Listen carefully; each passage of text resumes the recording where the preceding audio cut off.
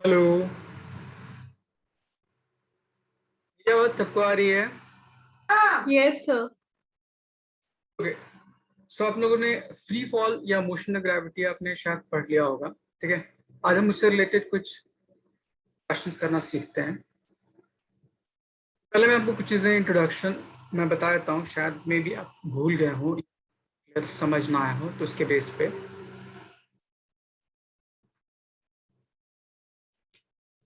Motion under gravity जैसे हमने इस 9th क्लास में साइन कन्वेंशन यूज किए थे, वो टोटली यहाँ पे वैलिड नहीं होता। ठीक।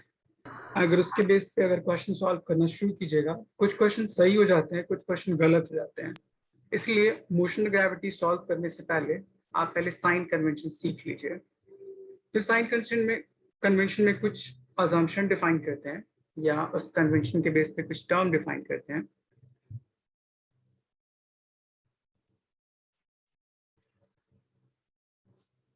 पहली चीज, हम यहाँ पे हमेशा कोऑर्डिनेट सिस्टम यूज करें तो ज्यादा बेहतर है। एक अनदर मेथड भी होता है तो वो थोड़ा सा कॉम्प्लिकेटेड हो सकता है। तो ऑलवेज यूज कोऑर्डिनेट सिस्टम। कैसे? ऑब्जेक्ट जिस भी पॉइंट से थ्रो की जाती है उसको आप ओरिजिन मान लीजिए। अपवर्ड सारी चीजें पॉजिटिव, डाउनवर्ड सारी चीजें negative.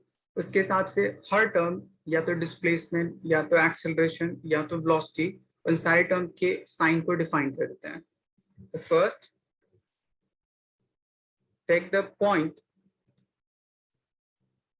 Of thrown to be origin and then उस पर्टिकुलर पॉइंट से अपवर्ड सारी चीजें पॉजिटिव एंड डाउनवर्ड सारी चीजें नेगेटिव। फर्स्ट पार्ट ये डिफाइन करते हैं। नेक्स्ट पार्ट कहते हैं कोई भी ऑब्जेक्ट कभी कभी किसी सिस्टम का पार्ट होता है। जैसे मान लीजिए हॉट एयर बलून उसके साथ मूव करता होगा, कोई प्लेन मूवमेंट करे उसके साथ मूवमेंट करता होगा। अलग अलग सिस्टम का पार्ट हो सकता है। तो हर ऑब्जेक्ट जिस सिस्टम का पार्ट होता है वो हमेशा उस पर्टिकुलर सिस्टम की वेलोसिटी एक्वायर करता है। ठीक। टिल कि उसको जब तक ड्रॉप ना किया जाए और वहां से थ्रो ना किया जाए उसके बाद। तो ऑब्जेक्ट always acquire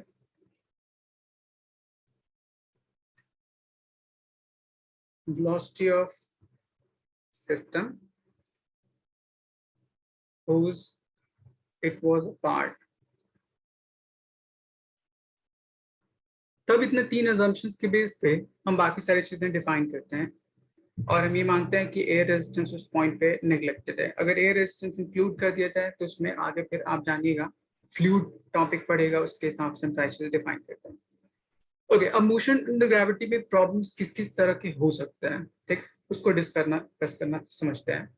तो पहला होगा ड्रॉपिंग ऑफ अ बॉडी। मैं किसी भी ऑब्जेक्ट को ड्रॉप कहाँ कहाँ से कर सकता हूँ, तो आप बोलिएगा दो डिफरेंट जगह से ड्रॉप कर सकते हैं।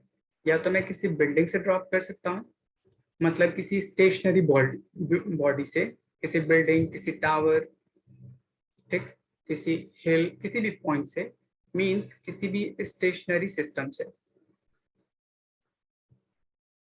अगर मैं स्टेशनरी सिस्टम से ड्रॉप करूंगा तो ऑब्जेक्ट की वेलोसिटी हमेशा उस पर्टिकुलर सिस्टम की वेलोसिटी के इक्वल होता है। इसलिए initial velocity of that particular object उस कंडीशन में जीरो के इक्वल हो जाएगी। नेक्स्ट कंडीशन ये हो सकती है कि उस ऑब्जेक्ट को किसी मूविंग बॉडी से ड्रॉप कीजिए। If object is drop from any moving body, अब वो मूविंग बॉडी किसी भी डायरेक्शन में जा सकती होगी, या तो अपवर्ड या तो डाउनवर्ड या तो हॉरिजॉन्टल। उसके बेस पे ऑब्जेक्ट की वेलोसिटी हमेशा उस सिस्टम की वेलोसिटी क्या होगी, इक्वल होगी। इसीलिए initial velocity of object is equals to velocity of moving body, जिस डायरेक्शन में होगा उसके हिसाब से। एंड देन इसके बेस पे हम इक्वेशन अप्लाई करते हैं एंड उसको सॉल्व करने की कोशिश करते हैं। यहाँ तक कोई डाउट किसी टॉपिक में? ये सारी चीजें आपको याद है? Yes sir. Yes sir. Afan, Suraj, yes sir. Okay. अब इसके बेस पे मैं आपको क्वेश्चन कराना शुरू करता हूँ कि इन टर्म के बेस पे क्वेश्चन कैसे हो सकते हैं और आप इक्वेशन कैसे अप्लाई कीजिएगा उसको सॉल्व करने के लिए। जैसे अगर एक क्वेश्चन बोला जाए, सर साइन कन्वेंशन एक बार आप रिवाइज करवा दीजिए। देखिए मैं साइन कन्वेंशन के बेस पे सिंपली कहा कि किसी भी ऑब्जेक्ट को जिस पॉइंट पे थ्रो किया जाता हो उस पॉइंट को आप ओरिजिन मान लीजिए।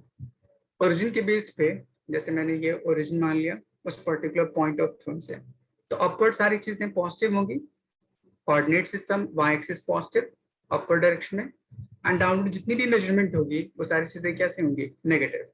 मैं आपको क्वेश्चन के बेस पे समझाने की कोशिश करता हूँ, ठीक है।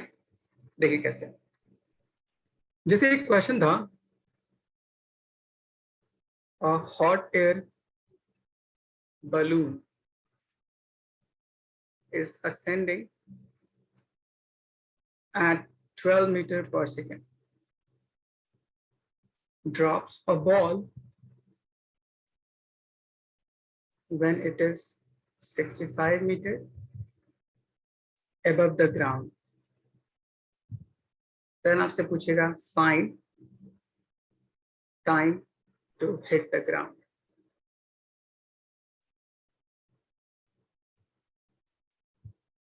Time taken by ball to hit the ground. Question सबको समझ आया?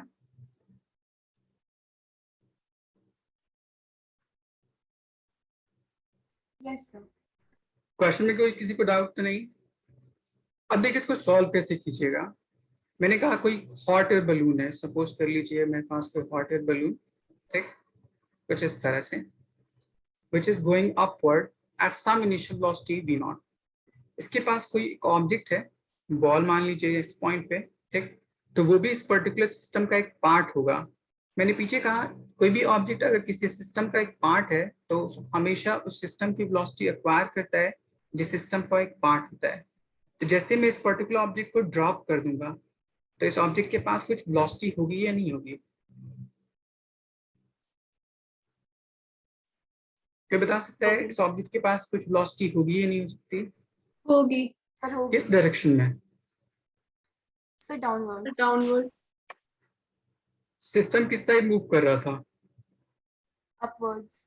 तो ऑब्जेक्ट के पास डाउनवर्ड वेलोसिटी कैसे हो सकती है? मैंने कहा था कि ऑब्जेक्ट हमेशा उस वेलोसिटी ऑफ सिस्टम को एक्वायर करता है जिस सिस्टम का पार्ट है। तो अगर ऑब्जेक्ट अपवर्ड मूव कर रहा है तो ऑब्जेक्ट भी तो अपवर्ड ही मूव करता होगा ना, तभी तो साथ साथ अपवर्ड जा रहे होंगे। तो ऑब्जेक्ट की वेलोसिटी भी किसकी वेलोसिटी के इक्वल हो जाएगी? सिस्टम की वेलोसिटी के equal, which is v not. बोल सकते हैं? Yes sir. अब इस वेलोसिटी से वो थोड़ी हाइट तक राइज करेगा एंड देन रिटर्न बैक आएगा ग्राउंड तक, जैसे इस पॉइंट तक। सपोज कर लीजिए पॉइंट ग्राउंड है। मैंने कहा था हर क्वेश्चन में पहला काम क्या कीजिए, point of thrown of body को ओरिजिन मान लीजिए। तो point of thrown of body origin मान लिया। अपवर्ड सारी चीजें पॉजिटिव, डाउनवर्ड सारी चीजें नेगेटिव। तो यहाँ पे u किस डायरेक्शन में? अपवर्ड डायरेक्शन में। तो उसको मैं क्या बोल सकता हूँ? पॉजिटिव बोल सकता हूँ। और इसकी वैल्यू कितनी दे रखी है? 12 मीटर पर सेकेंड। ये समझ आया? Yes, sir. जिस पॉइंट से थ्रो की जा रही है उस पॉइंट का हाइट अगर देखिएगा तो ये ओरिजिन से डाउनवर्ड डायरेक्शन में है कि ओरिजिन से अपवर्ड डायरेक्शन में है? जिस पॉइंट से थ्रू की गई उस पॉइंट को मैंने ओरिजिन मान लिया, तो उस पॉइंट से ये हाइट डाउनवर्ड डायरेक्शन में होगी कि अपवर्ड डायरेक्शन में होगी? डाउनवर्ड्स। डाउनवर्ड। इसीलिए डाउनवर्ड सारी चीजें नेगेटिव होती हैं, तो इसको लिख सकता हूँ -h, और इसकी वैल्यू कितनी दे रखी है? 65। ये हो जाएगा -65 सर मीटर। आपने उसको बलून के उधर एक बॉक्स टाइप के बनाया? ये पूरा एक सिस्टम बलून ही है, मतलब उसके Okay. बेस पे उसके साथ ये बॉल कनेक्टेड है, इसलिए मैंने बॉक्स टाइप बना दिया ऐसा कुछ नहीं। हाँ, तो मैंने वेलोसिटी डिफाइन कर दी, डिस्प्लेसमेंट डिफाइन कर दिया। ग्रेविटी किस डायरेक्शन में एक्ट करती है, अपवर्ड या downward? Downward. Upward. Gravity downward act करती है, अर्थ की तरफ हर चीज अट्रैक्टेड होती है जो इस पर्टिकुलर मोशन के अगेंस्ट है या इस कोऑर्डिनेट सिस्टम के डाउनवर्ड डायरेक्शन में है। इसीलिए एक्सेलरेशन इज -g। g की वैल्यू आप 10 मीटर पर सेकंड स्क्वायर ले लीजिए। अब आपके पास डिस्प्लेसमेंट है एंड टाइम कैलकुलेट करना है। कौन सा इक्वेशन ऑफ मोशन यूज करना चाहूंगा? S is equals to ut plus half at. Good. तो s is equal to ut plus half at square. आपको s की वैल्यू पता है, u की वैल्यू पता है, यहाँ से टी की वैल्यू फाइंड आउट हो जाएगी। जैसे जैसे मैंने साइन कन्वेंशन यूज किया है, सेम वैल्यूज यहाँ पे पुट कीजिए, सॉल्व करने की कोशिश कीजिए एक बार। इस क्वेश्चन में किसी को डाउट तो नहीं? No, sir. ओके, एक बार कोशिश कीजिए सॉल्व करने की।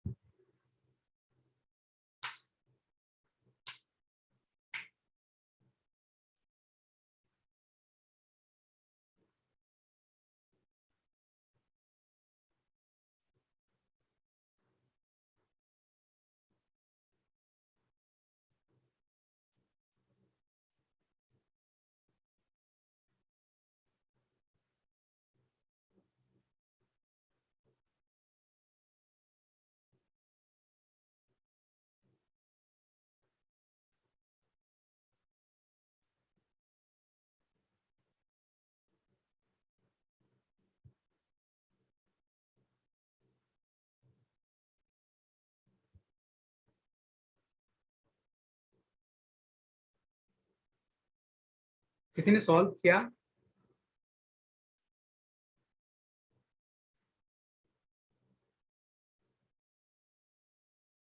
एक क्वाड्रेटिक क्वेश्चन बनेगा, उसको सॉल्व कर दीजिए।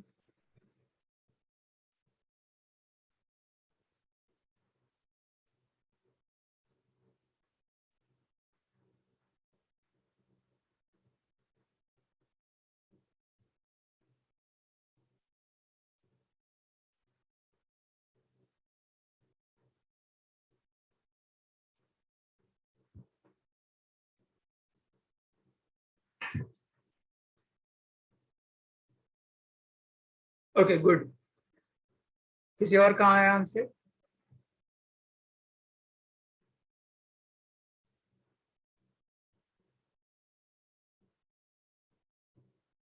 अर्पित ने सॉल्व किया, उनका आंसर 5 सेकेंड आ रहा है।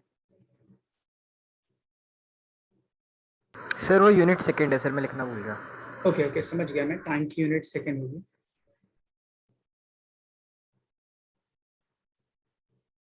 मानसी आपने सॉल्व किया? रोशनी? Sir, doing. Sir, doing. सूरज? Yes, sir. Doing. ओके।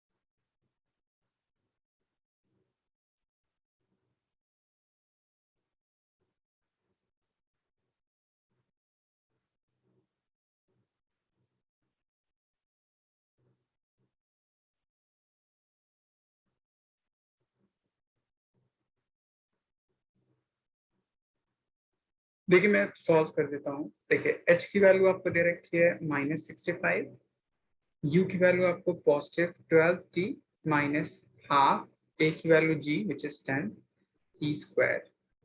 तो इसको कट कीजिए 5 टाइम्स में, ये हो जाएगा 5 times of t square minus 12t and -65 is equal to 0। कुछ ऐसा इक्वेशन बनेगा। Yes, 5 sir. को 65 से मल्टीप्लाई कीजिएगा तो आपके पास एक टर्म आएगा 5 इंटू 65। इसको अगर फैक्टर कीजिएगा 13 इंटू 5, 5 5 25 एंड 13, 25 एंड 13 12 दे देगा। तो ये वैल्यू आ जाएगी 5 t square minus 13 minus 25 t and plus 13 t minus 65 is equal to 0। इसलिए आपका आंसर आ जाएगा T minus 5 and 5t plus 13। ये आपको नेगेटिव वैल्यू ऑफ टाइम दे देगा, इसलिए t की वैल्यू कितनी आ जाएगी 5 सेकेंड। आई थिंक आप लोगों से क्वाड्रेटिक क्वेश्चन सॉल्व नहीं हुआ होगा। ये सबको समझ आया? Yes, sir. Yes, sir. Yes, But, sir. तो अगर मेरे पास कोई भी सिस्टम दे रखा हो तो उसके बेस पे मूविंग बॉडी किस डायरेक्शन में है उसके बेस पे मैं ओरिजिन पहले कंसीडर करूं एंड देन उसके बेस पे इक्वेशन अप्लाई कीजिए उन साइन कन्वेंशन के बेस पे सॉल्व करने के बाद। मैं आपको एक अनदर क्वेश्चन देता हूँ, कोशिश कीजिए सॉल्व करने की। अगर इसी क्वेश्चन में ये होता कि जो बलून है वो डिसेंड करता होता at 12 मीटर पर सेकेंड एंड देन ड्रॉप करता है वो किसी बॉल को फ्रॉम हाइट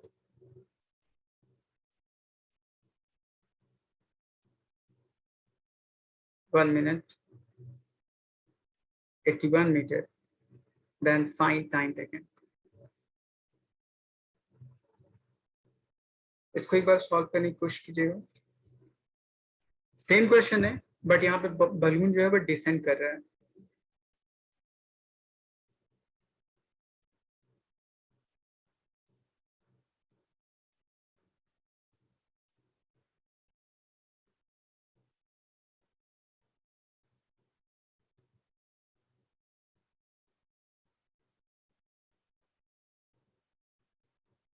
रोशनी किस क्वेश्चन के लिए आंसर बता पूछ चुके हैं? सर पिछले वाले। ये देखिए कोई क्वाड्रेटिक क्वेश्चन आ रहा है। Yes sir. इस क्वाड्रेटिक क्वेश्चन को मैं इस तरह से ब्रेक करके एंड देन सॉल्व कर लूंगा। आपका इक्वेशन कैसा है? ऐसा नहीं आया? सर ऐसा ही आया था, यही सॉल्व तो करना। हाँ, मिडिल टर्म स्प्लिटिंग कीजिए इस तरह 25 एंड 13 में आंसर आ जाएगा। Okay sir. ओके, इस क्वेश्चन को ट्राई कीजिए।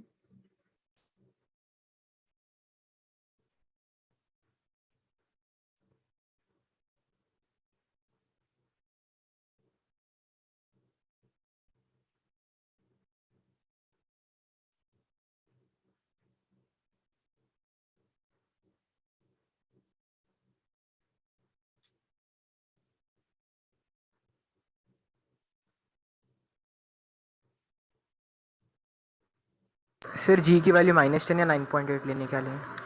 10। Okay sir.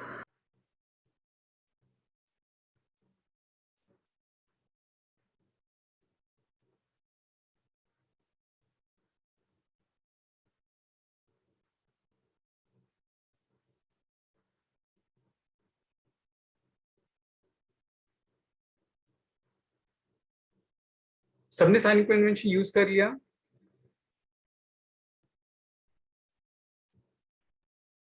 Yes sir. Solve हो रहा है? किसी कोई डाउट इस क्वेश्चन में सॉल्व करने में?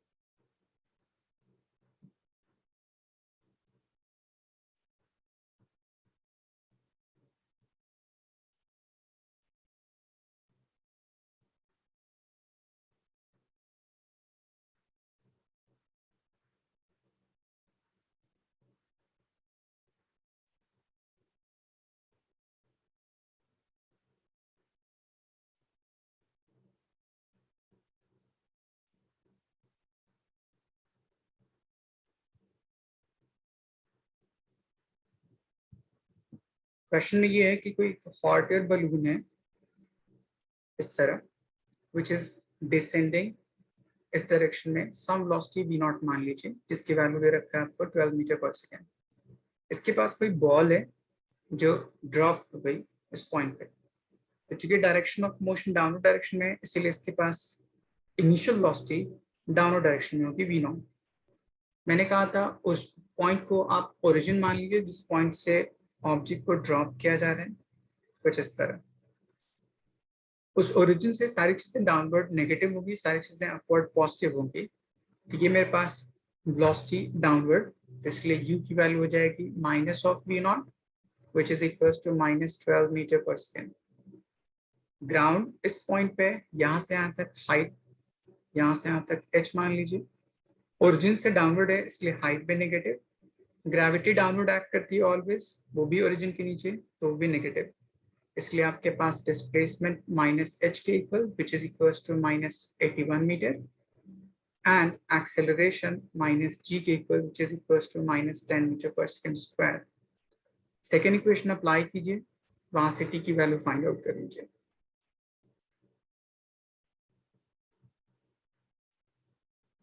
Sir, send, please check. Sir, I'll send you the answer. Okay, just 5.4 second. अच्छा, बाकी को सॉल्व करने दीजिए 1 मिनट। किसी का आंसर 3 सेकेंड आए हैं, शायद 3 सेकेंड आंसर सही है। मेरे x - 3 बन रहा था, 3 है सर आंसर।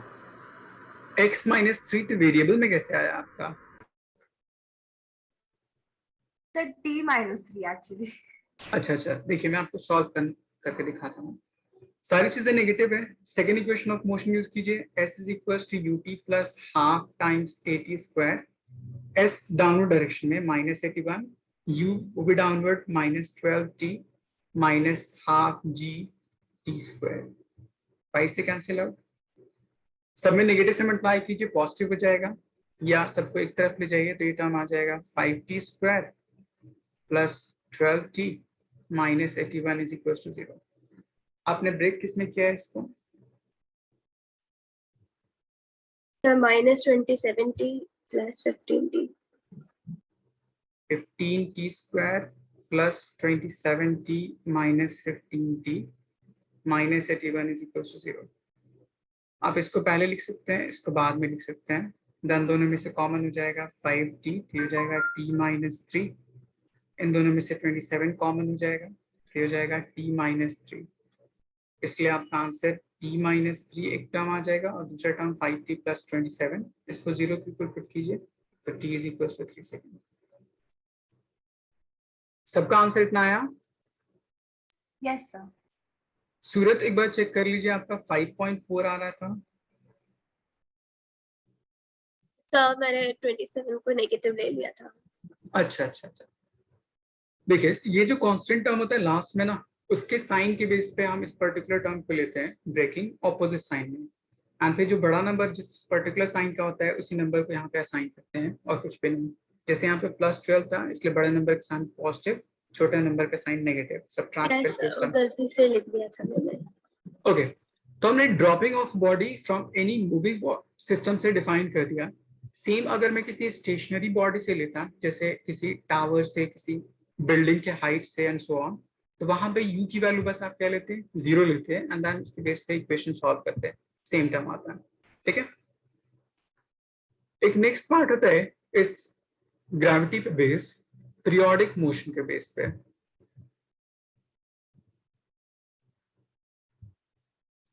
पीरियोडिक मोशन में दो तरह से क्वेश्चन हो सकते हैं, एक हो सकता है जगलर प्रॉब्लम, एक हो सकता है dropping of water, drop by drop अगर फॉल करे उसके बेस पे।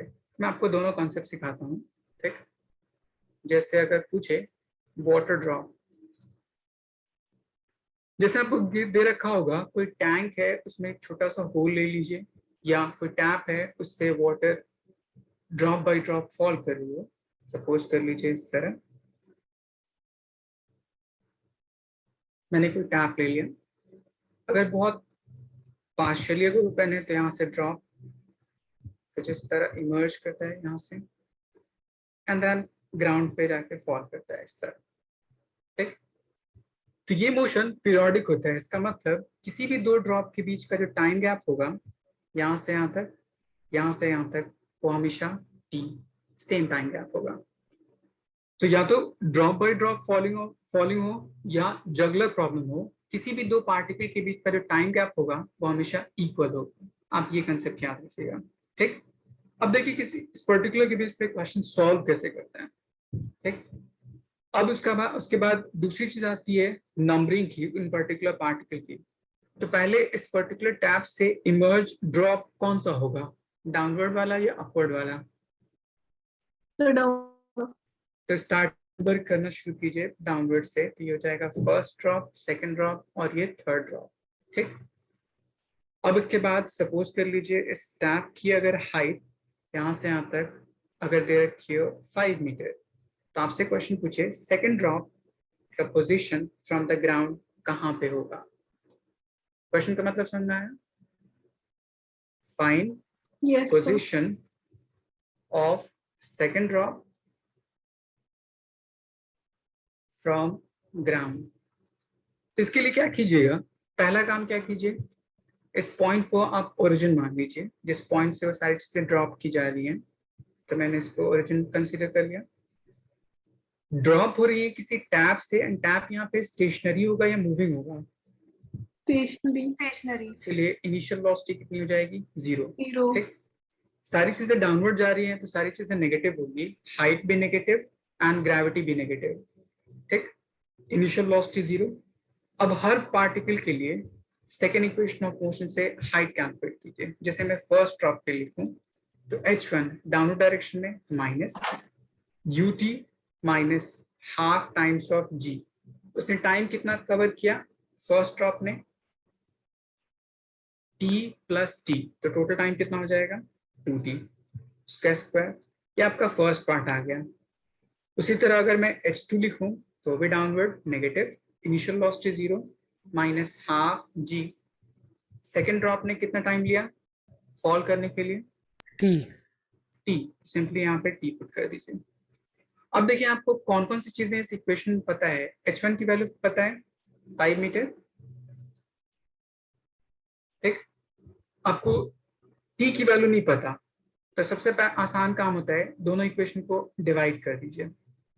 जैसे आप डिवाइड कीजिएगा यहाँ से टी स्क्वायर कैंसिल आउट, जी कैंसिल आउट, आपको h2 की वैल्यू h1 के टर्म में फाइंड आउट हो जाएगी।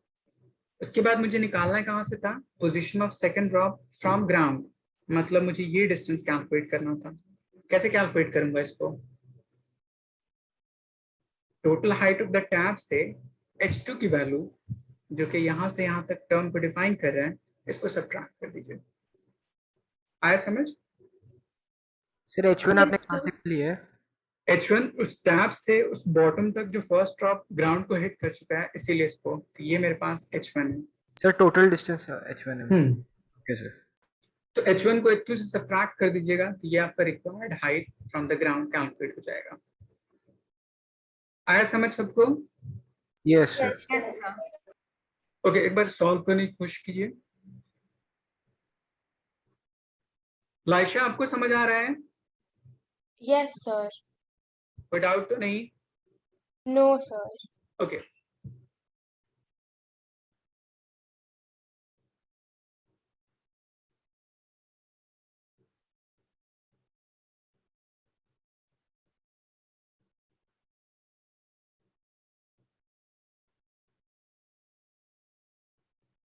Excuse me sir. जी बोलिए। सर जो फर्स्ट इक्वेशन में 2d लिखा है वो क्यों लिखा है? टोटल ये देखिए फर्स्ट ड्रॉप ये है, तो फर्स्ट ड्रॉप ने कितना टाइम एक्वायर किया वाइल फॉलिंग? तो एक टी ये और एक टी ये, तभी तो टोटल यहाँ से यहाँ तक पहुंचा होगा वो। Okay sir. सेकंड ड्रॉप ने कितना टाइम एक्वायर किया है? सिर्फ टी, इसलिए मैंने उसके लिए टी यूज किया, उसके लिए 2t यूज किया है।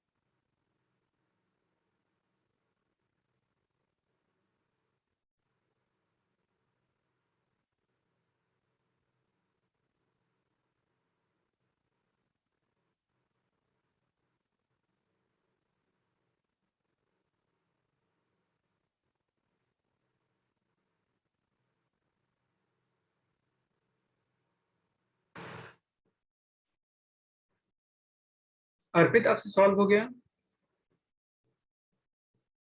यस सर कर रहा हूँ।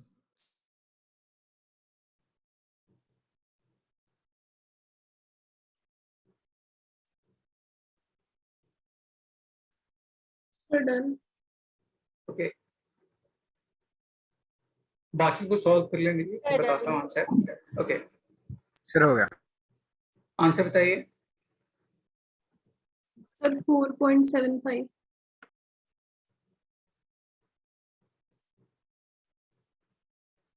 दोनों को डिवाइड कीजिएगा तो आपको आपके सर पास आ जाएगा। 3.75। अच्छा, एक मिनट देखता हूँ मैं सॉल्व करके। इसकी वैल्यू आ जाएगी 5/H2 और इसको सॉल्व कीजिए आएगा तो 4/1। यहाँ से H2 की वैल्यू आ जाएगी 5/4 which is equal to 1.25 metre. From ground निकालना था तो उसको सब्ट्रैक्ट कर दीजिए तो हो जाएगा total height 5 minus 5/4 which is 1.25। तो ये वैल्यू आ जाएगी 3.75। मानसी, आपने शायद सब्ट्रैक्शन में गलती की है। यस सर, मिस्टेक है। सूरत आपका सही है। बाकियों ने सॉल्व किया? Yes, sir. क्या आप लोगों का आंसर इतना ही आ रहा है 3.75?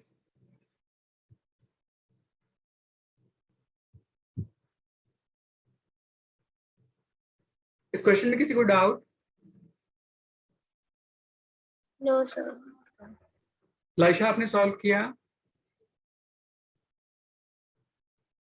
यस सर, सर मेरा आंसर करेक्ट है। ओके, मैं आपको एक अनदर क्वेश्चन देता हूँ सॉल्व करने के लिए। कोशिश कीजिए सॉल्व करने की। From a tank of height h, water is falling drop by drop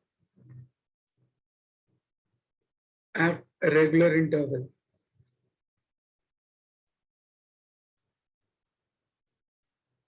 If fifth drop hit the ground,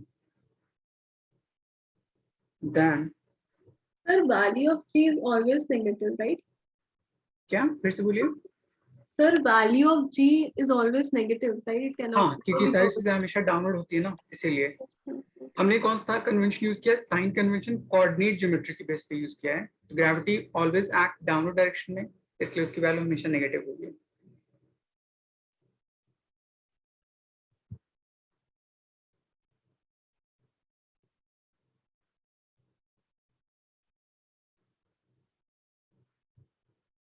Find position of second from ground. इसमें 5 ड्रॉप है, रेगुलर इंटरवल पे फॉल कर रही है। तो बताइए सेकंड ड्रॉप का पोजीशन फ्रॉम ग्राउंड कितना होगा?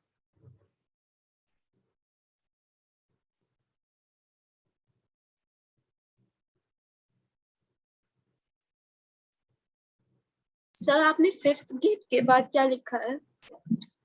If first drop hit the ground then fifth get emerges, then find the position of second from the ground.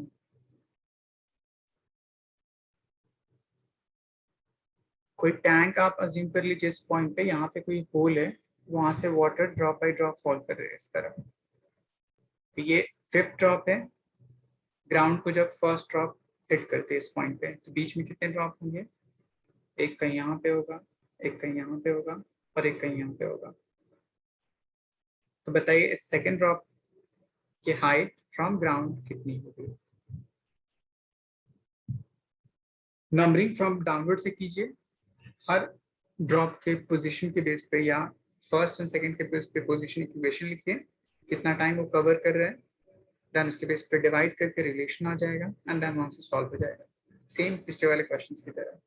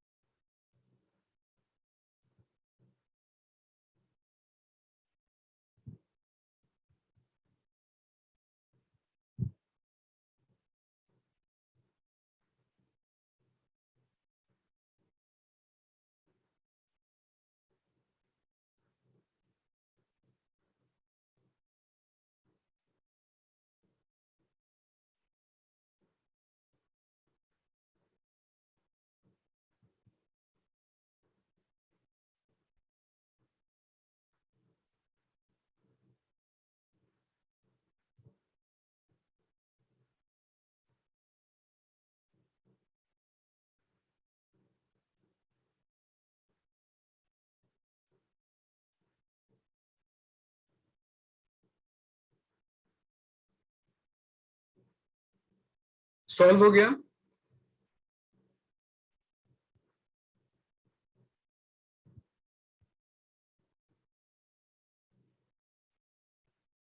अर्पित,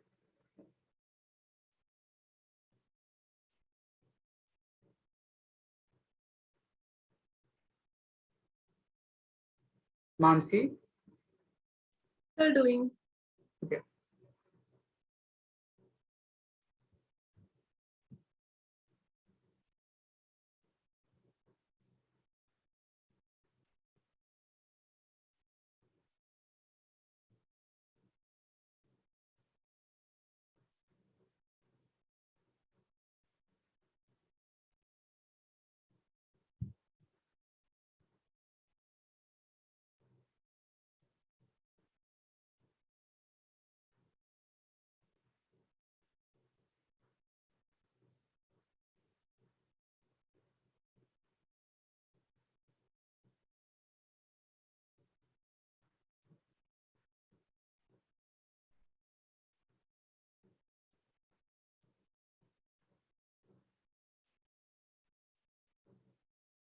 सबसे पहले यहाँ से यहाँ तक टाइम गैप लिया, यहाँ से यहाँ तक सारे ड्रॉप के बीच का टाइम गैप आप ले लीजिए इस तरह।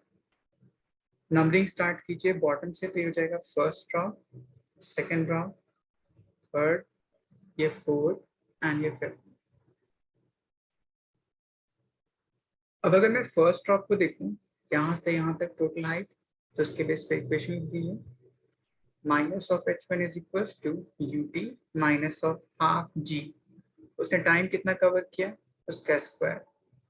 उसी तरह h2 के लिख दीजिए, फिर जाएगा माइनस ऑफ हाफ g, उसने टाइम कितना कवर किया, उसका स्क्वायर। दोनों टर्म को डिवाइड कर लीजिए, जो टर्म आएगा सब्ट्रैक्ट कर दिए टोटल हाइट में से, आपका रिलेशन हो जाएगा।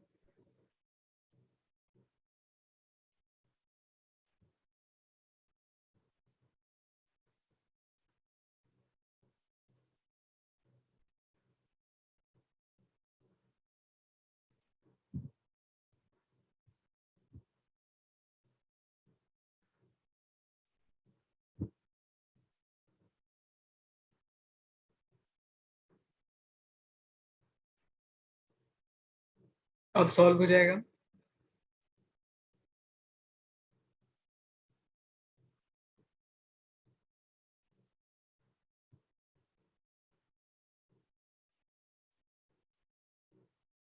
एक मिनट बाकी वो सॉल्व करिए, दीजिए फिर बताता हूँ।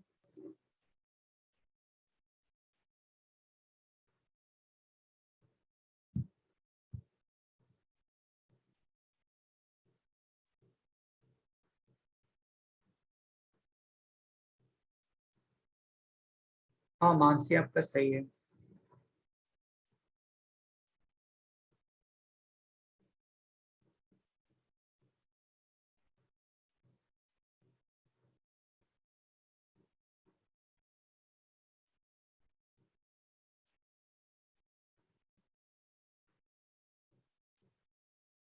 अर्पित आपने सॉल्व किया? ये सर कर रहा हूँ, थोड़ा कंफ्यूज हो रहा हूँ सर। पूछिए। लाइशा आपने सॉल्व किया? सर मुझसे हो नहीं रहा है क्वेश्चन। पहले देखिए h1 ड्रॉप के लिए, मतलब फर्स्ट ड्रॉप के लिए कितने टाइम गैप है, ये काउंट करिए। सर वैसे तो हो गया, बट सर कैलकुलेशन में दिक्कत आ रही है। अच्छा देखिए, यहाँ पे टाइम गैप कितना है 4, तो यहाँ पे लिख दीजिए 4t। ठीक, उसी तरह सेकंड ड्रॉप के लिए कितना टाइम गैप है 1 2 3, तो इसको लिख दीजिए 3t। दोनों को डिवाइड कर दीजिए, तो यहाँ पे कितना हो जाएगा, h1 की वैल्यू है h, h2 की वैल्यू कैलकुलेट करके minus minus cancel out, half g and half g cancel out. यहाँ पे हो जाएगा 4 का स्क्वायर 16 और 3 का स्क्वायर 9। तो यहाँ से h2 की वैल्यू कितनी हो जाएगी, 9/16 टाइम्स ऑफ h, ऐसा आ जाएगा। Yes sir. लाइशा इतना आया? Yes sir. अब मुझे क्या कैलकुलेट करना है, टोटल हाइट में से h2 को सब्ट्रैक्ट कर देना है ताकि ये रिक्वायर्ड हाइट की वैल्यू फाइंड हो जाए। तो फ्रॉम ग्राउंड अगर कैलकुलेट करना हो तो total height means h1 that is h उसमें से H2 की वैल्यू सब्ट्रैक्ट कर दीजिए। H2 की वैल्यू ने ये निकाल रखा है, पुट कर दीजिए, आंसर आ जाएगा। सूरत आपका आंसर इतना आया? हाँ सर। रोशनी?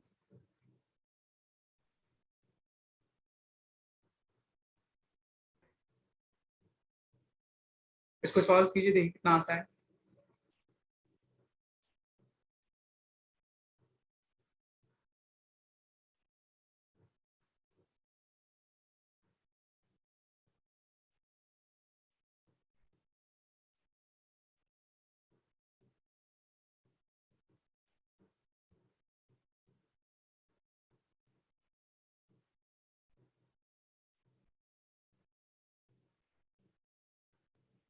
रेशियो वाइज 16 माइनस 9 कर सकते हैं। हाँ, ये हो जाएगा h minus 9/16 times of h, इसके नीचे कुछ नहीं, 1 एलसीएम कर लीजिए। 16 माइनस 9 इज 7h/16, इतना आंसर आ जाएगा। तो इसी तरह वो बाकी अदर ड्रॉप्स के लिए पूछ सकते हैं फोर्थ ड्रॉप या थर्ड ड्रॉप, उनकी पोजीशन फाइंड कीजिए। तो सेम इसी तरह इक्वेशन लिखिए, देखिए टाइम गैप कितना उस पर्टिकुलर ड्रॉप ने कवर किया है, उसके हिसाब से इक्वेशन बनाइए। दोनों या जिस पर्टिकुलर टर्म के रिलेशन निकालना है उसको डिवाइड कर दीजिए, आपका आंसर आ जाएगा। किसी को कोई डाउट इस पर्टिकुलर टॉपिक में या इस पर्टिकुलर प्रॉब्लम में? No sir. सबको समझ आया? Yes sir. ओके, इसी तरह एक अनदर प्रॉब्लम होता है पीरियोडिक टाइम के बेस पे, ठीक, उसको बोलते हैं हम लोग जगलर प्रॉब्लम। तो देखिए जगलर प्रॉब्लम में आप क्या कीजिए, वो juggler man odd number of ball को थ्रो कर रहा है कि इवन नंबर ऑफ बॉल को थ्रो कर रहा है, पहले ये डिफाइन कर लेते हैं, ठीक। तो पहले डिफाइन करते हैं ऑड नंबर ऑफ बॉल्स या even number of balls. Odd number of balls में जो मिडिल बॉल होगी वो हमेशा हाईएस्ट पॉइंट पे होगी, याद रखिएगा, जो मिडिल वन होगी वो हाईएस्ट पॉइंट पे होगी। इवन नंबर बॉल में जो मिडिल में दो डिफरेंट बॉल होगी तो इधर साइड होगी, दोनों साइड। तब इसके बेस पे हम डिफाइन करते हैं कि ये चीज कैसे पॉसिबल है। सपोज कर लीजिए 3 बॉल, 5 बॉल, 7 बॉल वो थ्रो कर रहा होगा, हर 2 बॉल के बीच का जो टाइम गैप होता है वो हमेशा क्या होता है, इक्वल। तो मान लीजिए ये उसका बॉटम पॉइंट जहां से वो थ्रो कर रहे हैं, मतलब हैंड, तो एक बॉल इस पॉइंट पे होगा, तो 3 बॉल के लिए तो कुछ ऐसे थ्रो कर रहा होगा, तो एक बॉल हाईएस्ट पॉइंट पे एंड एक बॉल फिर इस पॉइंट पे। तो उसने सबसे पहले किसको थ्रो किया होगा? बट ये तो स्ट्रेट लाइन मोशन है ना, तो ऐसे कैसे?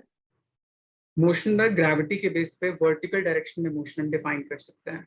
स्ट्रेट लाइन का मतलब होता है horizontal as well as vertical, दोनों मोशन। ये कर्व में दिखाया थोड़ा सा एक्सटेंडेड पोर्शन ताकि आपको समझ आ जाए, एक्चुअली में वो एक ही लाइन के अलॉन्ग हो रही है चीजें। सर बट वो तो सर्कुलर होता है ना, क्योंकि सर नहीं, स्ट्रेट लाइन हो। मैंने कहा कि जब ऑब्जेक्ट को अगर अपवर्ड थ्रो करिएगा एंड Yes. रिटर्न बैक आएगा तो वो भी तो इसी तरह मोशन करेगा, वो किसी कर्व पाथ में तो मूवमेंट नहीं कर रहा होगा। हाँ, आप ये बोल सकते हैं कि इस पॉइंट पे अगर But दोनों सेम, हाँ बोलिए। जैसे अगर एक बॉल 1 है तो वो फिर सेकंड बॉल की पोजीशन पे जाएगी, फिर थर्ड बॉल की पोजीशन पे जाएगी, फिर हम्म वापस से अपनी पोजीशन पे आएगी। तो सर ऑल हम्म ओवर एक सर्कल कंप्लीट कर रही है ना, स्ट्रेट लाइन अच्छा, कैसे कर रहा है ये स्ट्रेट पूछो। लाइन के, देखिए स्ट्रेट लाइन का सिंपल मतलब होता है कि उस पर्टिकुलर मोशन में, देखिए सर्कुलर मोशन का मतलब होता है जैसे ये सर्कल है, तो इसके हर पॉइंट पे डायरेक्शन चेंज करना। अगर इस पॉइंट पे लीजिए तो अभी डायरेक्शन ऐसा होगा, इस पॉइंट पे होगा डायरेक्शन ऐसा होगा, इस पॉइंट पे डायरेक्शन ऐसा होगा, हर पॉइंट पे डायरेक्शन चेंज होती जाती है, तब वो सर्कुलर पाथ एक्वायर करती है। यहाँ पे ऐसा नहीं हो रहा, जिस पॉइंट से आप थ्रो कर रहे हैं इस पॉइंट से वहां से अपवर्ड, तो बॉडी किसी इस पॉइंट पे होगी, फिर बॉडी किसी इस पॉइंट पे होगी, फिर बॉडी हाईएस्ट पॉइंट पे होगी एंड देन रिटर्न आनी शुरू हुई, फिर बॉडी इस पॉइंट पे, इस पॉइंट पे। तो ऑब्जेक्ट, हर ऑब्जेक्ट अपने प्रीवियस वाले ऑब्जेक्ट के पाथ को यहाँ पे कवर कर रही है, बट मूव किस पर्टिकुलर लाइन के अलॉन्ग, वर्टिकल लाइन के अलॉन्ग कर रही है, इसीलिए वर्टिकल मोशन या स्ट्रेट लाइन मोशन को बोल सकते हैं। आई बस समझ? Yes sir. सर्कुलर मोशन के लिए कंडीशन होना चाहिए कि हर इंस्टेंट पे डायरेक्शन चेंज होना चाहिए। और इसी डायरेक्शन चेंज होने की वजह से सेंट्रीपिटल एक्सेलरेशन आता है। आप आगे पढ़िएगा उस चीज को, ठीक है। ओके। यस सर, एक क्वेश्चन और था सर, जैसे बिल्डिंग के ऊपर से हम कुछ ड्रॉप करते हैं हम्म। या फिर ऊपर थ्रो करते हैं, तो वो तो बिल्डिंग के फ्लोर तक ही वापस आ जाएगा ना? नहीं, उसको मैं कैच कहाँ पे कर रहा हूँ डिपेंड उस पे करता है। मैं उस प्रॉब्लम पे आऊंगा अभी, पहले भी जगलर प्रॉब्लम सीख लेते हैं, फिर मैं वहां पे भी आता हूँ, ठीक है। यस। तो यहाँ पे हमने सिंपली डिफाइन किया कि मेरे पास 3 बॉल, उसको थ्रो किया हमने। तो पहले मैं किसको थ्रो कर चुका हूँ इस पॉइंट पर्टिकुलर बॉल को, तो ये फर्स्ट बॉल होगी, ये सेकंड वन, एंड ये थर्ड वन यहाँ से रिलीज हो रही होगी, ठीक। तो first ball and last ball हमेशा उस जगलर के हैंड में होता है, एंड उसके इन बिटवीन बाकी बॉल्स को अरेंज करिए ऑन द बेसिस ऑफ के ऑड नंबर ऑफ बॉल्स उसने थ्रो किया है या इवन नंबर ऑफ बॉल्स की थ्रो किए हैं, एंड हर बॉल के बीच का जो टाइम गैप होगा वो टाइम गैप इक्वल होगा। आई बात समझ? Yes sir. उसी तरह अगर 5 बॉल होता तो 2 बॉल यहाँ एंड यहाँ पे अरेंज होते हैं, फिर इनके के बीच का sir time gap. Distance same नहीं होता? नहीं होता। नहीं, डिस्टेंस तो ग्रेविटी हर पॉइंट पे एक्ट होती है, तो अलग अलग टाइम में अलग अलग डिस्टेंस कवर कर चुका होता है, ओके सर। इसीलिए डिस्टेंस कभी सेम नहीं होगा। टाइम गैप सेम होता है क्योंकि पीरियोडिकली वो वर्क करता होता है। तो अगर मैं 5 बॉल अरेंज करूं या 5 बॉल थ्रो करूं तो ये कुछ इस तरह से मूवमेंट करेगी। ये मेरे पास 5th बॉल, ये मेरे पास फर्स्ट बॉल, यहाँ कहीं पे 4th होगा, यहाँ कहीं पे 2nd होगा, और हाईएस्ट पॉइंट पे 3rd बॉल। ये 3rd यहाँ पे, 4th यहाँ पे, 5th यहाँ पे, उसी तरह 2nd यहाँ पे, एंड 1st यहाँ पे। तो इनके बीच का भी टाइम गैप, सबके बीच का टी टी टी ले लीजिए, तो इसके बीच का भी टी, इस बीच भी टी, इस बीच टी, एंड इस बीच टी। तब उस टी के बेस पे मैं उसकी इनिशियल वेलोसिटी निकाल सकता हूँ, उसके पोजीशन निकाल सकता हूँ अलग अलग पॉइंट पे, एंड सो ऑन। जैसे अगर मैं बोलूँ इस 5 बॉल में इन 3rd पॉइंट बॉल की अगर मुझे इनिशियल वेलोसिटी निकालनी होती, या ये पूरा सिस्टम किस पर्टिकुलर इनिशियल वेलोसिटी से थ्रो किया जा रहा वो निकालना होता, तो आप क्या मानते हैं? यहाँ पे ओरिजिन मान लेते हैं, सारी चीजें अपवर्ड जा रही हैं, तो यहाँ पे इनिशियल वेलोसिटी यू होगी। हाईएस्ट पॉइंट ऑफ मोशन में कितनी वेलोसिटी होती है? 0, ठीक। तो v इज इक्वल टू 0 है, u की वैल्यू आपको पता है, ग्रेविटी हमेशा डाउनवर्ड एक्ट करती है, वो नेगेटिव। तो first equation of motion use कर लीजिए, तो यहाँ से यहाँ तक टाइम की वैल्यू आ सकती है। आप टाइम के आप t एंड t मान लीजिए, तो उसके बेस पे u की वैल्यू आ सकती है, हाइट की वैल्यू आ सकती है। आई बात समझ? Sir height will be positive right? हाँ, क्योंकि वर्टिकली अपवर्ड Yes. जा रहा है ओरिजिन के अपवर्ड डायरेक्शन में। ओके ये कॉन्सेप्ट समझ में आया? Yes sir. Yes, sir. Okay. अब मैं इसी में अगर मैं इवन नंबर ऑफ बॉल्स ले लूँ, जैसे 4 ball, 6 ball, 8 ball and so on, तो इसमें थोड़ी सी प्रॉब्लम। ये मेरे पास हॉरिजॉन्टल पाथ, तो फर्स्ट बॉल इस पॉइंट पे ग्राउंड पे जब टच करती है तो यहाँ से 4 बॉल रिलीज होती है इस तरह। बाकी बच गए मेरे पास 2 बॉल, तो एक बॉल किसी इस पॉइंट पे होगी एंड एक बॉल किसी इस पॉइंट पे होगी। अब सबके बीच का टाइम गैप, तो यहाँ से यहाँ तक टाइम गैप t, यहाँ से यहाँ तक टाइम गैप t, और यहाँ से यहाँ तक टाइम गैप कितना होगा? t। आई बात समझ? Yes sir. फिर आपने पढ़ा होगा कि ये जो पूरा मोशन होता है, एयर रेजिस्टेंस को अगर हम नेग्लेक्ट करते हैं तो सिमेट्रिकल ओबे करता है। तो अगर आप यहाँ से लाइन ऑफ सिमेट्री ड्रॉ कर दीजिए, तो अगर ये टोटल टाइम यहाँ से यहाँ तक t है, तो हाफ टाइम इधर कवर किया होगा, हाफ टाइम इधर कवर किया होगा। तो पॉइंट ऑफ थ्रोन से हाईएस्ट पॉइंट तक के टाइम को हम टाइम ऑफ एसेंट भी बोलते हैं, तो उसकी वैल्यू कैलकुलेट कर सकते हैं यहाँ से। फिर उसके हिसाब से जो भी चीज अननोन होगी उसको फाइंड आउट कर सकते हैं। ये बात समझ आए? Yes sir. किसी कोई डाउट इस पर्टिकुलर टॉपिक में? सर तो साइड वाले टाइम को हम हाफ टी लेंगे। हाँ, जैसे उस पर्टिकुलर जो वर्टिकल पाथ में था, ये वाला पाथ, इसको 2 पार्ट में डिवाइड कर दिए, तो इधर की तरफ हो जाएगा t/2, इधर भी t/2। तो टोटल टाइम 4 बॉल को यहाँ से यहाँ तक जाने में कितना लगेगा? t + t/2। एंड उसी t + t/2 को टाइम ऑफ एसेंट बोल सकते हैं, या उतना ही टाइम ऑफ डिसेंट हो सकता है। Yes sir. ओके, पहले इसको ड्रॉ कर लीजिए, मैं आपको इस पे बेस्ड क्वेश्चन बताता हूँ एक आसान सा।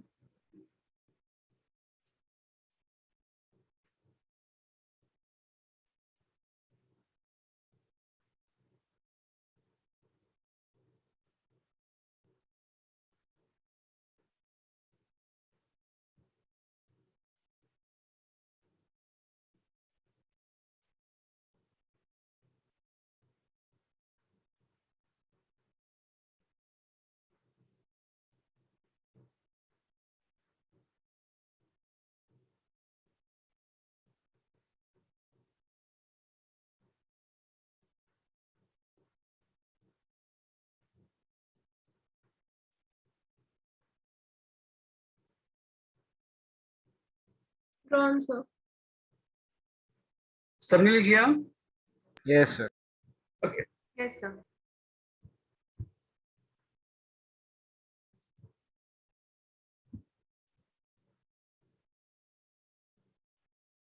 a juggler man throws fifth ball when first get received. Find minimum velocity of throwing each and maximum height each would attain if time of flight of each ball is 4 seconds.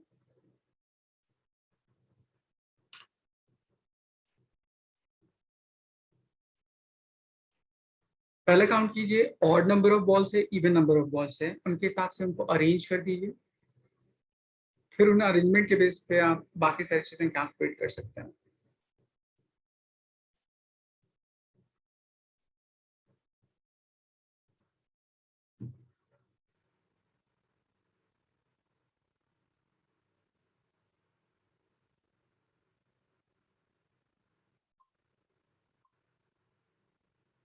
Sir, what is after find? Velocity of throwing each ball and maximum height it would attain.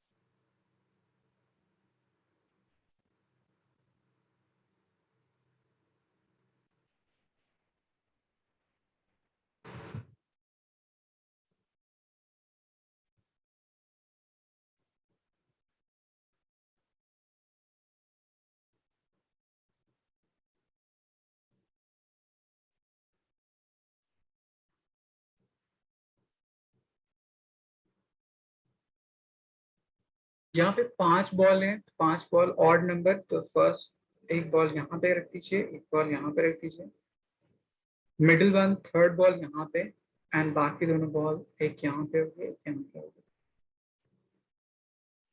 किसी भी एक ball के लिए total time of flight आपको दे रखा है 4 second, total time of flight 4 second. तो time of ascent कितना हो सकता है 4/2 which is equal to 2 second. तो किसी एक बॉल को यहाँ से यहाँ तक जाने में टाइम कितना लगा होगा 2 सेकेंड। तो उसके बेस पे आप उसकी इनिशियल वेलोसिटी निकाल सकते हैं, या आप ये भी काउंट कर सकते हैं कि हर बॉल के बीच का जो टाइम गैप होगा t होगा इस तरह। तो इस तरह सबके बीच का गैप कैलकुलेट कर सकते हैं उस टोटल टाइम को डिवाइड करके। आई बात समझ?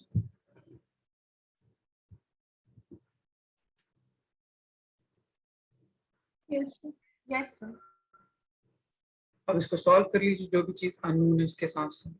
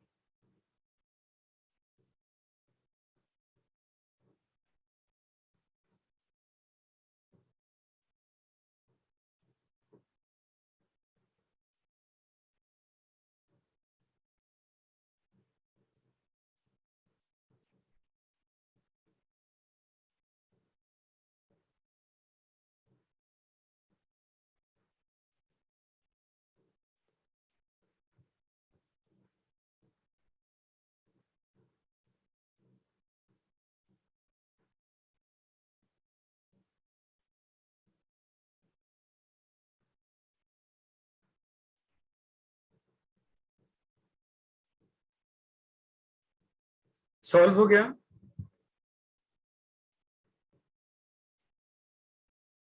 ग्रेविटी की वैल्यू 10 लीजिए।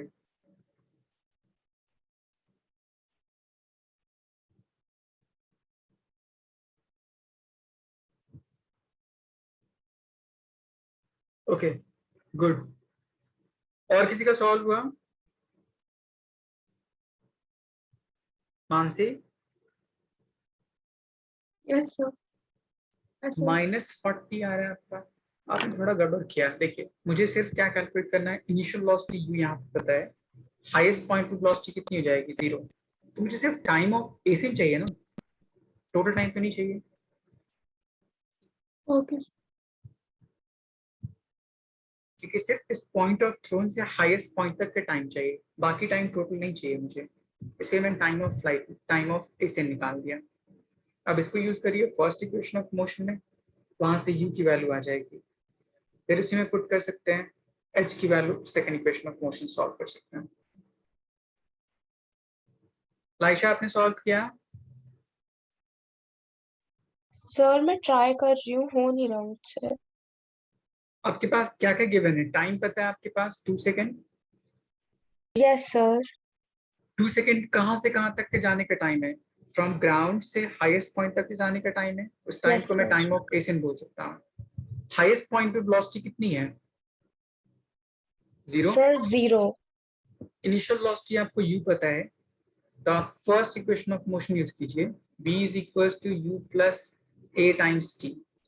v की वैल्यू 0 हो जाएगी, u की वैल्यू अपवर्ड पॉजिटिव, a की वैल्यू g नेगेटिव क्योंकि डाउनवर्ड डायरेक्शन में एक्ट करती है। टाइम आपको पता है, तो वहां से u सॉल्व हो जाएगा। समझ आया? Yes sir.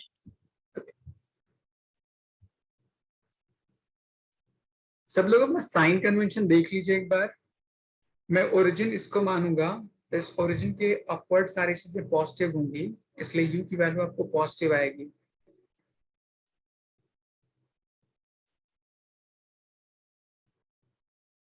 मानसी, आपने क्या क्या यूज किया जरा मुझे बताएंगे? v की वैल्यू 0 है, यस सर। u की वैल्यू हमको हमें कैलकुलेट करना है। यस एक्सीलरेशन की वैल्यू आपने कितना लिखा, सर, -10। और टाइम की वैल्यू कितना लिया आपने? सर 4।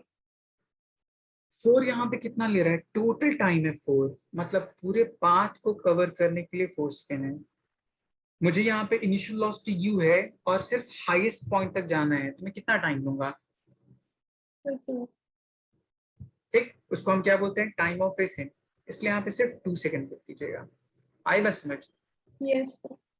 अब यहाँ से सॉल्व कर लीजिएगा, तो u वुड बी 20 मीटर पर सेकेंड। ठीक, अब आपको u पता है, टाइम ऑफ एसिन पता है, first equation of motion use कीजिए, हाइट पता चल जाएगी, या किसी भी बॉल की पोजीशन फाइंड आउट करनी है वो पता चल जाएगी।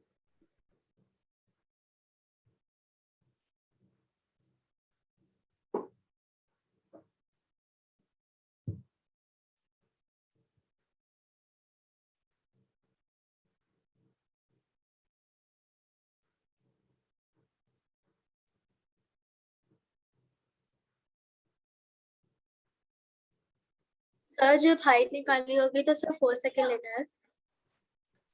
h is equals to second equation of motion half at square। h मुझे कैलकुलेट करनी है, u की वैल्यू कितनी हो जाएगी? 20।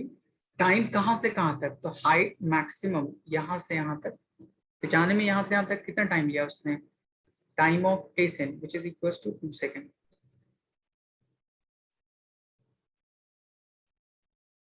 एक्सेलरेशन ग्रेविटी डाउनवर्ड एक्ट करती है, उसको आप नेगेटिव लीजिए,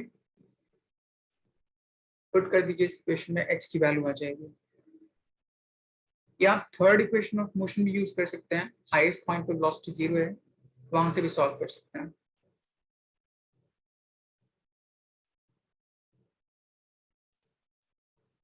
रोशनी, कोई डाउट सॉल्व करने में? No, sir. Suraj? Yes sir. कोई डाउट सॉल्व करने में? No sir.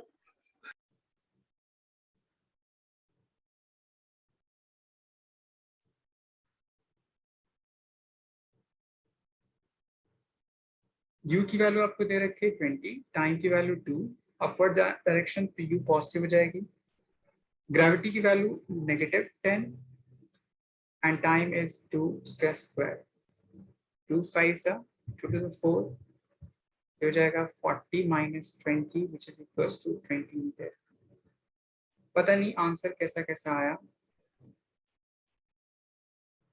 अर्पित, सर वो 2 का स्क्वायर रह गया गलती से, अच्छा अच्छा। ये दूसरा ठीक था वैसे। सूरज, आपने क्या यूज किया? सर मैंने गलती से नेगेटिव वेलोसिटी ले ली थी। अच्छा देखो, हमेशा ओरिजिन के बिहेव उस कोऑर्डिनेट सिस्टम को यूज करते हैं, देन सॉल्व करने की कोशिश करते हैं। लाइशा, यहाँ तक कोई डाउट? नो सर मैंने बस जी पॉजिटिव ले लिया था तो मेरा आंसर गलत आ रहा था। अच्छा, समझ आया। जी की वैल्यू हमेशा नेगेटिव लेनी चाहिए क्योंकि Yes, डाउनवर्ड एक्ट sir. करती है और हम कोऑर्डिनेट सिस्टम यूज करते हैं इसलिए। किसी को कोई डाउट इस प्रॉब्लम में? No sir. सर तुम Okay. टोटल टाइम कब लेंगे? टोटल टाइम देखिए, मुझे कहाँ से कहाँ तक की वैल्यू गिवन होती है उसके अकॉर्डिंग। तो मुझे वैल्यू दे रखी है इनिशियल वेलोसिटी यू, मुझे निकालनी है और हाईएस्ट पॉइंट की वेलोसिटी कितनी है 0। मैं यस कोई भी इक्वेशन यूज करूंगा तो मुझे एक वेरिएबल टर्म पता नहीं पता होगी, बाकी सारी चीजें तो पता होनी चाहिए ना। तो टोटल टाइम लेता तो कंप्लीट पाथ आकर वापस बैक हो जाता है इस पॉइंट पे। तो मुझे अननोन इनिशियल वेलोसिटी भी होती एंड फाइनल भी अननोन होती, तो एक इक्वेशन से दो वैल्यू कैसे कैलकुलेट कर सकते थे? यस आई इसीलिए मैंने हाफ टाइम के लिए सॉल्व किया। ओके। ओके, इसी तरह एक क्वेश्चन पूछा था नीट में, उन्होंने कहा कि juggler man is able to manage to keep 10 balls in air such that कि वो 10th बॉल को जब थ्रो करता है तो फर्स्ट बॉल उसके हाथ में होता है।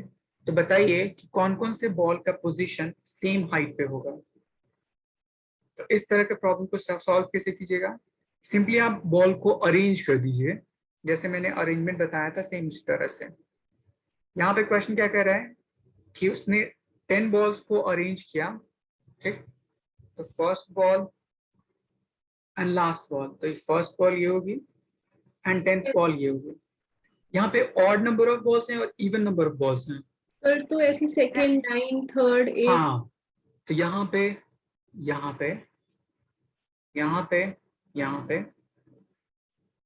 यहाँ पे यहाँ पे एंड यहाँ पे एंड यहाँ पे। तो सेकंड किसके सामने है? 3rd, 4th and 5th। ये 6th, ये 7th, ये 8th, ये 9th। तो आप ऐसे अरेंज कर लीजिए, देख लीजिए कौन कौन सा पोजीशन सेम है। समझ आया?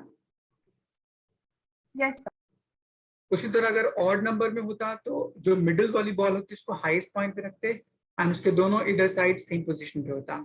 जैसे 5 बॉल होती तो उसमें 4th and 2nd same position पे होती, 4th and 3rd same position पे, नहीं 4th एंड 2nd, हाँ उसके हिसाब से, and 1st and 5th same position पे।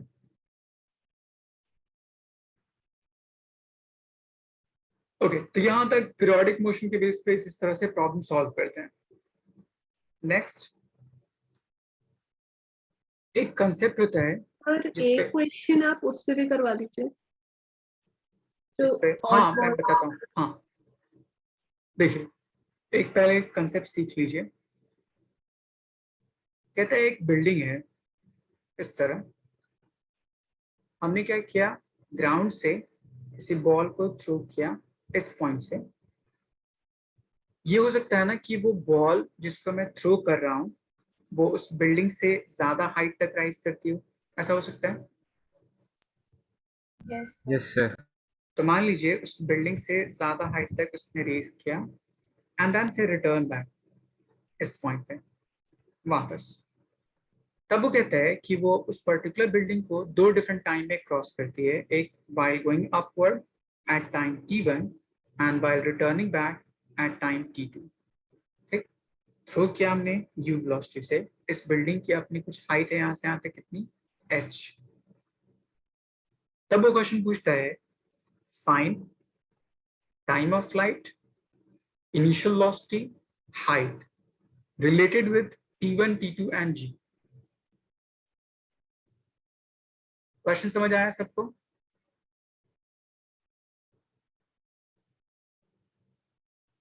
क्वेश्चन में किसी कोई doubt? No, sir. No, sir. Okay, अब मैं पहला काम क्या करूंगा, उस पॉइंट ऑफ थ्रोन को ओरिजिन मान लीजिए। अपवर्ड जा रही है यू, तो यू की वैल्यू पॉजिटिव। हाइट अपवर्ड है या डाउनवर्ड है उस पॉइंट ऑफ थ्रोन से, upward, तो वो भी पॉजिटिव। ग्रेविटी डाउनवर्ड, इसलिए वो नेगेटिव। सो आप first equation of motion, second equation of motion कीजिए, तो plus of h is equals to u times T1 minus half g T1 square. ये आपका फर्स्ट इक्वेशन हो जाएगा। सेम अगर मैं टाइम T2 के लिए लूं, तो सेम डिस्प्लेसमेंट पे है। आगे पाथ किस तरह से मूव करता है उस बात पर डिपेंड नहीं करता, सिर्फ हम जिस पॉइंट से थ्रो करते हैं वहां से हम कोऑर्डिनेट सिस्टम यूज करते हैं। ये मत सोचिए कि आगे जाकर उसका पाथ डाउनवर्ड हो गया इसलिए उसको नेगेटिव ले लूं पॉजिटिव ले लूं, ऐसा नहीं होता। सिंपली बॉडी को जिस पॉइंट पे थ्रो करते हैं वहां से हम सारी चीज साइन कन्वेंशन डिफाइन करते हैं। इसलिए यहाँ पे एच पॉजिटिव, यू की वैल्यू पॉजिटिव, टाइम अब T2 हो गया and half times of g T2 square. ये दो इक्वेशन बन गया आपके। इन दोनों इक्वेशन के लेफ्ट हैंड साइड देखिए सेम सेम टर्म है, एच एन एच। yes, तो मैं इन दोनों इक्वेशन को आपस में इक्वेट कर दूं, आपको जी नोन होगी, T1 T2 नोन होगी, तो यहाँ से यू की वैल्यू फाइंड आउट हो जाएगी। ठीक, तो फर्स्ट यहाँ से ट्राई कीजिए यू की वैल्यू फाइंड आउट करने के लिए। उसके बाद क्या कर सकते हैं, पहले आप यहाँ तक सॉल्व कीजिए फिर मैं आगे बताता हूँ। सर हमने सेकंड केस में सर यू की वैल्यू नेगेटिव फिर ली सर, वो डाउनवर्ड्स नहीं आ रहा। मैंने क्या कहा, आगे जाके पाथ किसी भी तरह का डिस्क्राइब करता हो पार्टिकल उस बात पे डिपेंड नहीं करता, सिंपली पॉइंट ऑफ थ्रोन पे बॉडी किस डायरेक्शन में मूव करती है हम वहां से साइन कन्वेंशन डिफाइन करते हैं। Okay sir.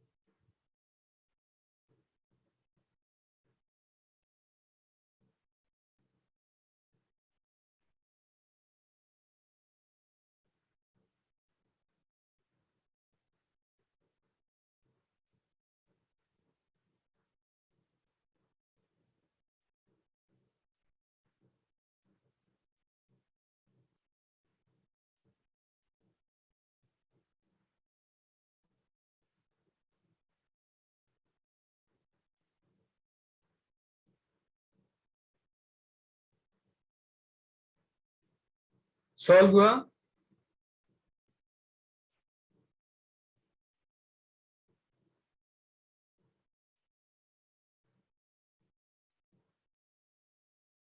sir इन दोनों इक्वेशंस को हमें subtract इक्वेट करना है, इक्वेट करना है।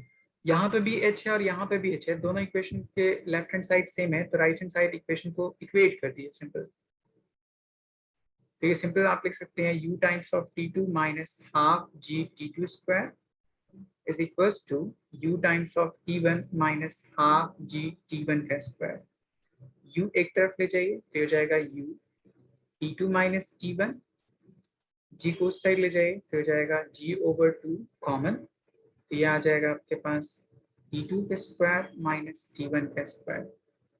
a square minus b square, तो a plus b a minus b, एक पार्ट कट जाएगा, यहाँ से u की वैल्यू फाइंड हो जाएगी।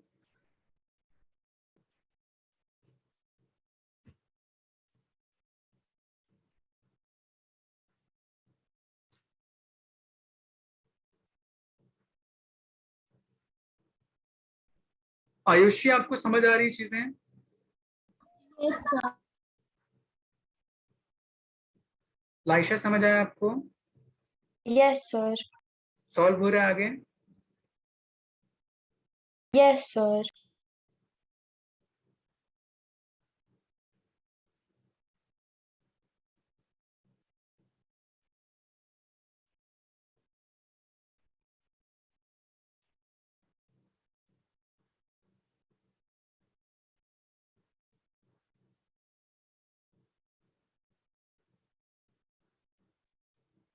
Sir, but in the question, we have been already been given u. आपको u की वैल्यू कैलकुलेट करनी in terms of t1 t2, तो सिंपली यहाँ पे क्या कीजिए g/2, यहाँ पे देखिए a square minus b square, क्या फॉर्मूला हो जाएगा? सर क्वेश्चन में क्या दे रखा है हमें? क्वेश्चन में दे रखा है t1 t2 एंड g, सारी चीजें इसी 3 टर्म के बेस पे सॉल्व करनी है। ओके, मतलब ग्राफ में जो टर्म दे रखा है ना t1 t2 एंड g, सिर्फ 3 टर्म में डिफाइन करनी सारी चीजें। Yes sir, okay.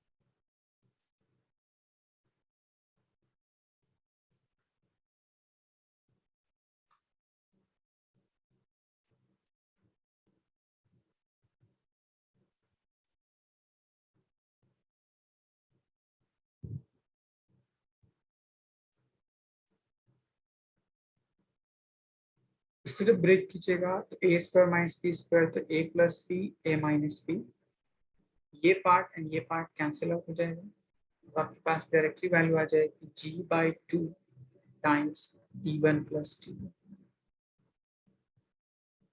I think सबका आंसर इतना आ गया होगा। Yes sir. Yes, sir. Okay, अब इसके बाद इस वैल्यू को फर्स्ट इक्वेशन पुट कर दीजिए, तो वहां से h की वैल्यू आ जाएगी। ठीक, इसी पर्टिकुलर टर्म से एक और पार्ट निकाल सकते हैं। जैसे देखिए यहाँ से बॉडी थ्रू की जा रही है, हाईएस्ट पॉइंट पे वेलोसिटी कितनी हो जाएगी? 0। 0। तो यहाँ से यहाँ तक जाने के टाइम को हम क्या बोल सकते हैं? टाइम ऑफ एसेंट बोल सकते हैं। Yes, sir. Time of ascent किसके इक्वल होता है? टाइम ऑफ फ्लाइट का हाफ। तो first equation of motion use कीजिए, v is equal to u plus a into t. v is equal to 0 highest point पे, u की वैल्यू मुझे कैलकुलेट करना है, मतलब u की वैल्यू यहाँ पे गिवन है, माइनस g, टाइम कितना दे रखा है? tf/2, तो यहाँ से u की वैल्यू आ जाएगी g/2 टाइम्स tf। इस इक्वेशन को कंपेयर कीजिए, टाइम ऑफ फ्लाइट किसके इक्वल हो जाएगा?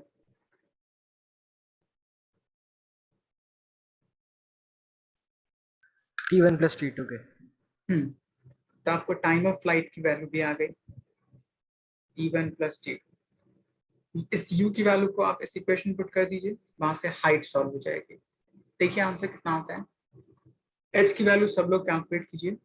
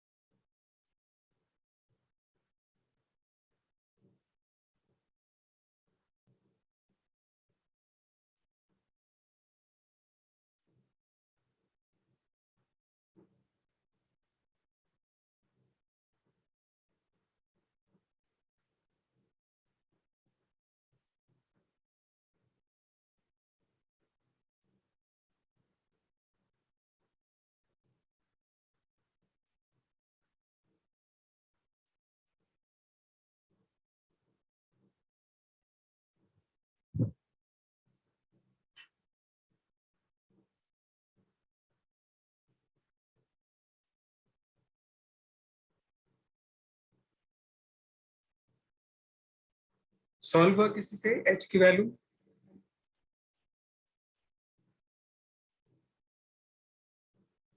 कैलकुलेशन में कोई दिक्कत?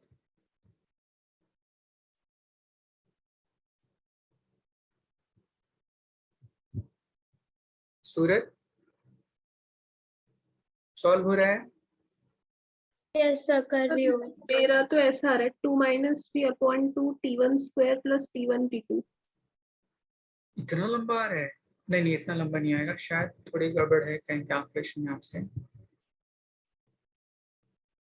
अर्पित, आपने सॉल्व किया? फिर कर रहा हूँ एक। ओके,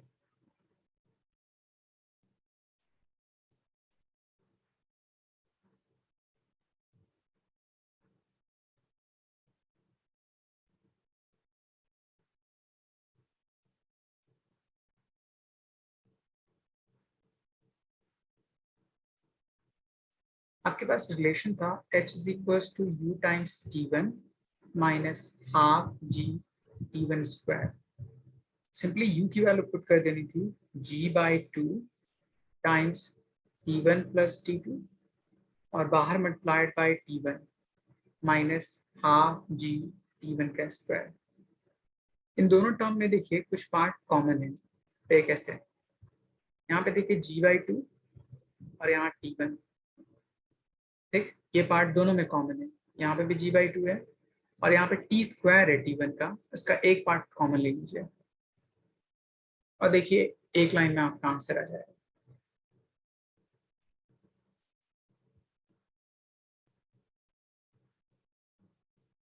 फिर g/2 t1 t2। बस कितना आसान, g/2 जैसे कॉमन किया टाइम्स t1, तो यहाँ बच जाएगा t1 प्लस t2 और यहाँ बच जाएगा माइनस ऑफ t1।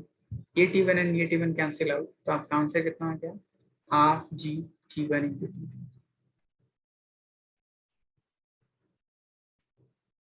यहाँ तक सबने सॉल्व कर लिया था? Yes, sir. Yes, sir. Sanchi आपसे सॉल्व हुआ था? Yes, sir. So बस last part वाला.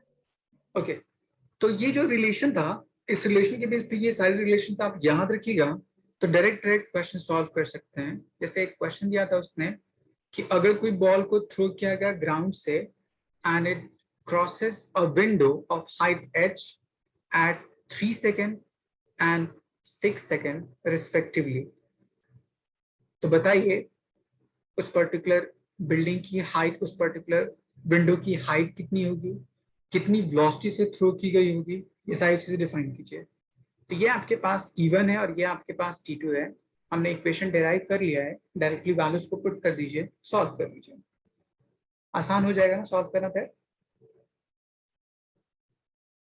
सबको समझ आया यहाँ तक? Yes, sir. Yes, sir. Okay, next एक टर्म होता है, अगर मैं किसी बिल्डिंग से किसी बॉडी को थ्रो करता हूं तो उसमें क्या क्या कंडीशन पूछ सकते हैं। देखिए कैसे, जैसे मान लीजिए आपके पास कोई बिल्डिंग है इस तरह, इस बिल्डिंग से मैं किसी बॉल को 3 तरह से थ्रो कर सकता हूं। या तो ये हो सकता है कि कोई बॉल अपवर्ड थ्रो की जा सकती हो, सम इनिशियल वेलोसिटी u, तो इसका जो मोशन होगा कुछ ऐसा होगा इस तरह। तो इस पॉइंट को आप ओरिजिन मान लीजिए, अपवर्ड सारी चीजें पॉजिटिव, डाउनवर्ड सारी चीजें नेगेटिव।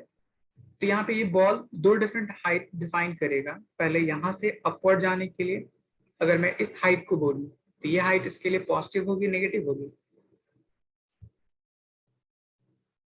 पॉजिटिव। हाईएस्ट पॉइंट पे वेलोसिटी 0, तो अगर यहाँ से यहाँ तक पाथ पूछे तो आप ये टर्म यूज कीजिएगा। बट अगर टोटल पाथ पूछे तो मैं ये टर्म डिफाइन करूंगा, क्योंकि वो फाइनल पॉइंट ग्राउंड है और इनिशियल पॉइंट ये है, इन दोनों के बीच का डिस्प्लेसमेंट लेते हैं, तो ये डिस्प्लेसमेंट यहाँ से यहाँ तक h हो जाएगा, जो कि नेगेटिव साइड है, इसलिए माइनस h यूज कर सकते हैं। यहाँ तक बात समझ में आई? Yes sir. इसी तरह एक अनदर पार्ट ये हो सकता है कि अगर उसी सेम बिल्डिंग से मैंने किसी बॉडी को हॉरिजॉन्टली थ्रो किया, ठीक, मान लीजिए बॉडी को हॉरिजॉन्टली थ्रो किया, ऐसे जाना चाहिए स्ट्रेट, बट ग्रेविटी उस पर एक्ट डाउनवर्ड डायरेक्शन में करती है, इसलिए उसका पाथ कुछ ऐसा हो जाता है। इस पर्टिकुलर पॉइंट ऑफ प्रोजेक्शन पे क्या उसके पास कोई वर्टिकल डायरेक्शन में वेलोसिटी होगी या नहीं होगी? इस ऑब्जेक्ट को थ्रो किया गया हॉरिजॉन्टली, तो क्या उसके पास कोई वर्टिकल वेलोसिटी होगी या नहीं होगी? आप बोलिएगा नहीं होगी, क्योंकि उसके प्रोजेक्शन हॉरिजॉन्टल डायरेक्शन में है, इसलिए वर्टिकल डायरेक्शन की वेलोसिटी 0 होगी। वर्टिकल डायरेक्शन मतलब वाई एक्सिस के अलॉन्ग। ये बात समझ में आई? Yes, sir. एक तीसरा कॉन्सेप्ट हो सकता है कि मान लीजिए उस बिल्डिंग से मैंने किसी बॉडी को डाउनवर्ड थ्रो किया है, ड्रॉप नहीं किया है, थ्रो किया है with some initial velocity u। तो यहाँ पे u की वैल्यू नेगेटिव लूंगा पॉजिटिव लूंगा?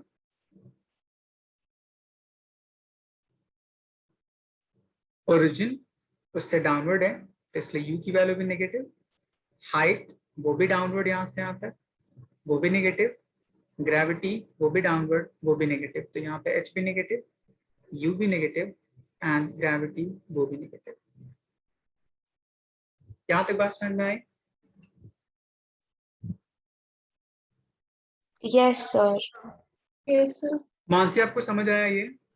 Yes sir. ओके तो मैं बॉडी को तीन तरह से थ्रो कर सकता हूँ, या तो वर्टिकली अपवर्ड, या तो वर्टिकली डाउनवर्ड, या तो हॉरिजॉन्टल डायरेक्शन में। ठीक, इसके अलावा और कोई पोजीशन या और कोई वे ऑफ थ्रोइंग नहीं हो सकता। अर्पित समझ आया आपको? Yes sir. एक मैं क्वेश्चन पूछता हूँ कि अगर मान लीजिए किसी इस हॉरिजॉन्टल पाथ पे while going upward velocity v1 है and while coming back velocity v2 है, तो क्या v1 और v2 के बीच में कुछ रिलेशन हो सकता है कि नहीं हो सकता? So velocity would be same. Good.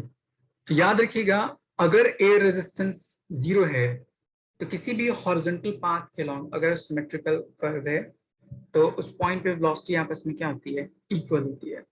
ठीक, उसके ऊपर जो time of going up and time for coming down to that point, ये दोनों टाइम भी आपस में क्या होता है? इक्वल होता है। ये याद रखिएगा, इस पर्टिकुलर मोशन ग्रेविटी में कहीं कहीं जगह ये यूज होता है। यहाँ तक कोई डाउट? No, sir. जैसे मैं इसी में एक सवाल पूछता है ऐसे कि ये फर्स्ट पाथ है और ये सेकंड पाथ है, पूछता कि ग्राउंड को हिट करने में फाइनल वेलोसिटी दोनों बॉल की v1 एंड v2 होती है, तो बताइए v1 एंड v2 में क्या रिलेशन होता है? तो आप ऐसे सोचते हैं कि मैंने जब बॉल को थ्रो किया था अपवर्ड सम वेलोसिटी u से, तो it will come down at the same horizontal point, this point, with the same initial velocity u. ऐसा हो सकता है? Yes, sir. अब देखिए इस पाथ को देखिए और इस पाथ को देखिए, क्या सिमिलर बिहेव कर रहा है? सिमिलर है ना दोनों? Yes sir. Yes, sir. इसीलिए दोनों की final velocity of hitting the ground भी क्या होगी? इक्वल होगी। ठीक, आप कैलकुलेट करके देखिएगा आंसर सेम ही आएगा। यहां तक बात समझ में आई? किसी कोई डाउट यहाँ नो तक? सर। आज क्लास थोड़ी बहुत होप समझ आई हो सबको प्रॉब्लम सॉल्व करना? Yes, Okay, sir then. Second case किस तरह से स्ट्रेट लाइन है? अच्छा, कौन सी स्ट्रेट लाइन? ये वाली ये स्ट्रेट लाइन मोशन नहीं है, इसमें दोनों Yes. कोऑर्डिनेट रिस्पॉन्सिबल है। सर ठीक है, ये 2D कोऑर्डिनेट, मोशन ना? हाँ ये 2D मोशन है। आप आगे पढ़िएगा प्रोजेक्टाइल मोशन वहां पे। Okay sir. मैंने चूंकि आपको इसलिए बताया था कि बॉडी को थ्रो कैसे कैसे कर सकते हैं उसके अकॉर्डिंग डिफाइन किया था। किसी कोई डाउट आज क्लास से रिलेटेड? No, sir. ओके, सो ग्रेविटी में इससे ज्यादा आई थिंक क्वेश्चन नहीं होते।